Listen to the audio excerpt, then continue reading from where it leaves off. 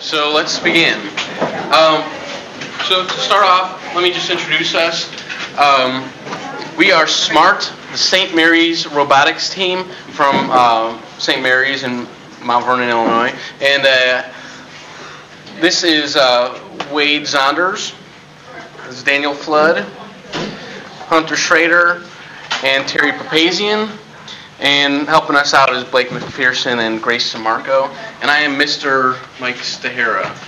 Okay, today we're going to talk to you guys about applications of robots, how robots are used in our society, and in some aspects why we're so familiar with them. Okay, so applications of robots. Making our lives easier. Excellent. Today we're going to talk about the robots in the military field, medical field, manufacturing, entertainment, and exploration. Okay. I'll get us started. One field in which robots are used a lot is entertainment. And one reason that robots are so popular and everybody kind of has an idea of robots in their head before we explain is because they're used a lot as characters in movies and shows that we've seen. And so you guys are probably already familiar with some of these. Does anybody know who this guy is over here? Yes? I don't know what his name is, but he's from Hitchhiker's Guide to the Galaxy. Hitchhiker's Guide. Anybody doesn't know his name? He does. Marvin. It's Marvin. And does anybody know who this is? Yep. It's Eva from WALL-E, right? Okay. So yeah, these are just a couple characters here. We're also going to discuss how robots are used in the camera work and filming of movies and shows. Oh, here's another slide of some robots you are probably familiar with, right? Does anybody know any of these guys? I know. Yes. Do you want me to go through the ones that I know? Or just Well, which one that you know? R2-D2. R2-D2 is... Is there any difference for sit bugs? Well, get them some sit bugs.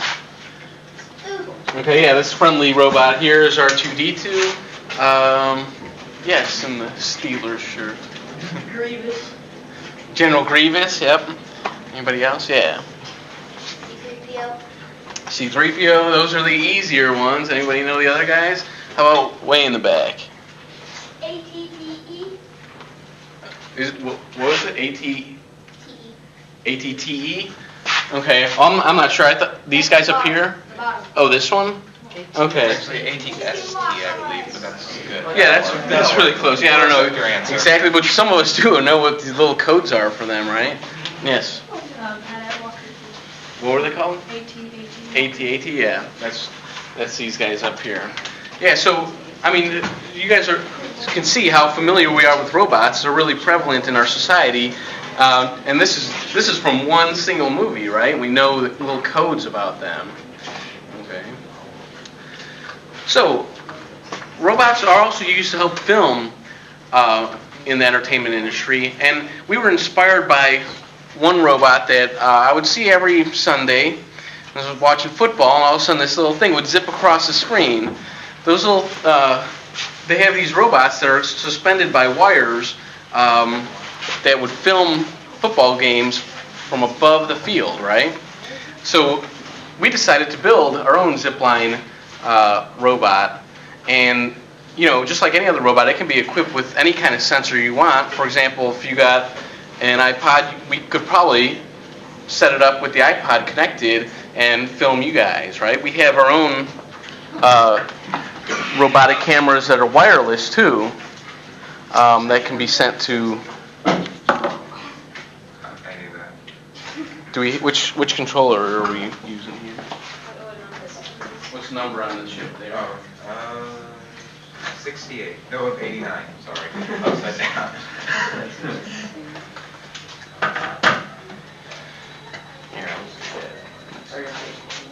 Hey, make sure the wheels aren't on the screen. Kind of thread it through a little better. So this is one example of the robot that we built. There you go. There's always troubleshooting with robots. Oh. Go to side there, Terry. Oh, there you go. Okay, so here's one robot that we built, and you can see it's not the quickest robot, but before we did that gearing, this guy was just creeping along really, really slow. These motors have a lot of torque, but we had to gear it up. Are we stuck? No, it's just the batteries. Oh, that thing's beeping? Yeah. Okay, we got a battery dying, which is a common problem with robots. Make sure you got enough power, right? So this robot could have a lot of applications, right? Zipping along and overhead. Okay. The one thing that we learned from this robot is about gearing and how the ratios between the gears helped it go faster, or one problem we had once it made it going faster was that if it had to go up a hill, it really struggled. But if it was geared a little lower, it would be slow, but it could get up that hill, right? So we use these to learn all kinds of things about science, as well as to help us with our entertainment and filming. One of the so the robotics set that we have is called VEX. I don't know if you guys have ever heard of that. We have, well, it's kind of on our little poster there, VEX. And one of the sensors that they offer is this little camera, right? It's just a wireless camera that sends a signal to this receiver, which can hook up to any TV or projector or anything.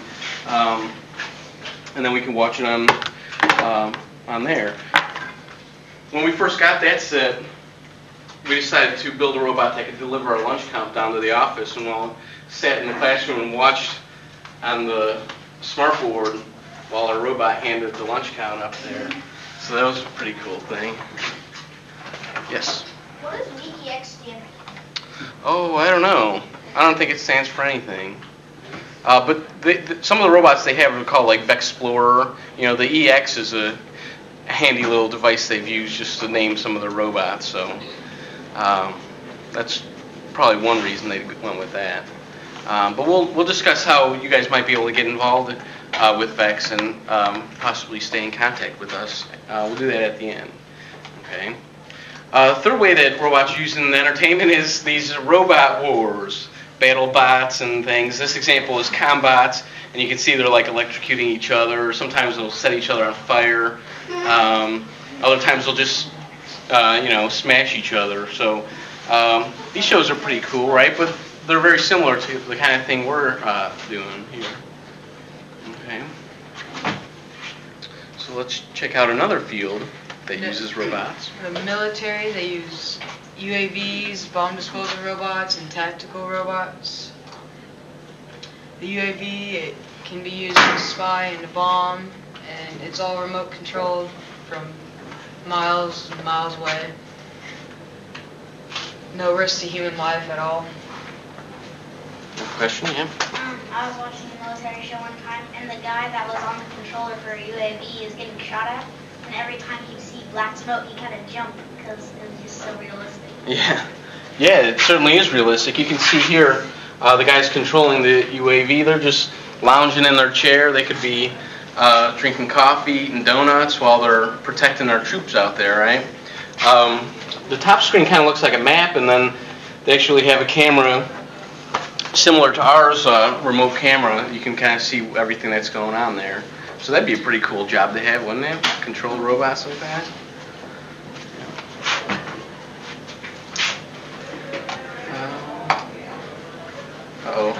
One slide too much. Hold on. I need to learn how to use this computer before I... There you go. And bomb disposal robots, they're very efficient and safe. Again, no risk to human life, and they're all remote controlled. They have an arm to disarm the bomb, and tank treads or wheels for different terrains.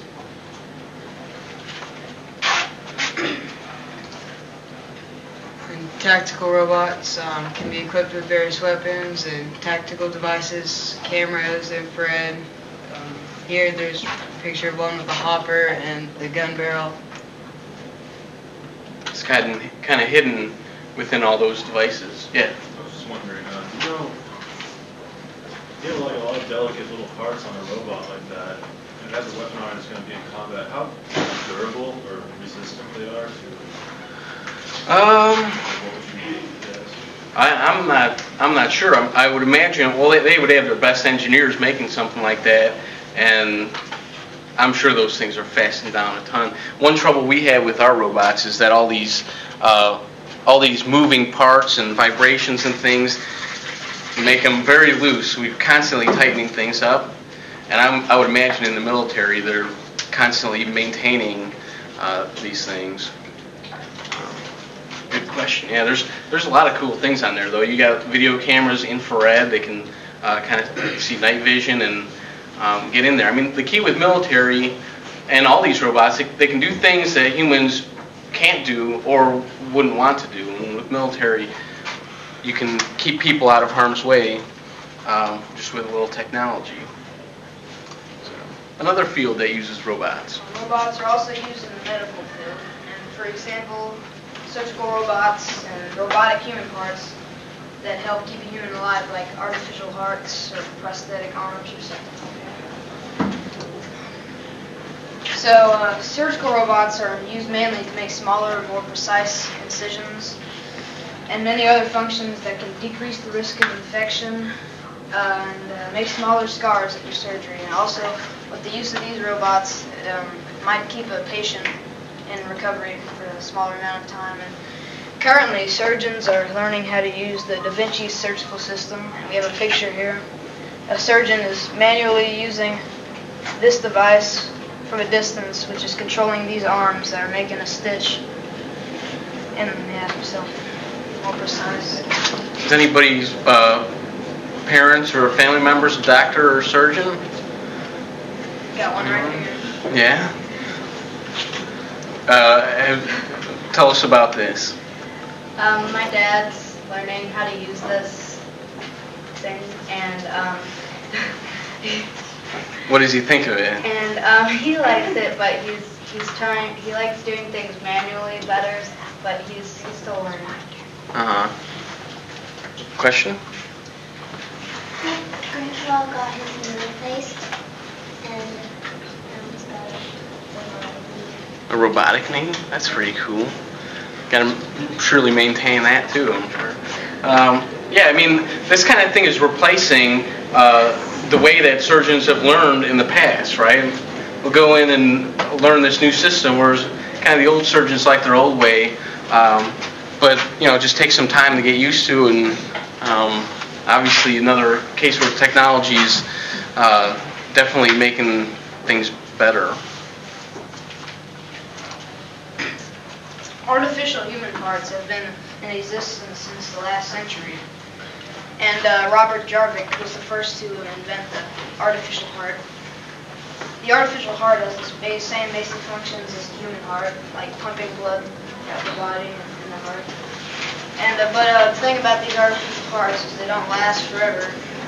Well, for example, when they came out with those things, they would only last for a few hours, so they didn't really serve as much use. But today, those artificial hearts can last a year for a person waiting to get a heart from an actual human. And yeah. Any questions about medical field, how robots are used? Yes? How would they put that in without the patient dying first? Well, they have great big devices that machines that keep the heart blood pumping through while they're installing that. On our last session, somebody asked what was the issue with the artificial heart before that. It only lasted a couple hours, whereas now we've advanced and got them to last over a year. Well, with all these robots, power is a big issue. You know, you might have batteries that only last a couple hours to run these motors that move everything, right?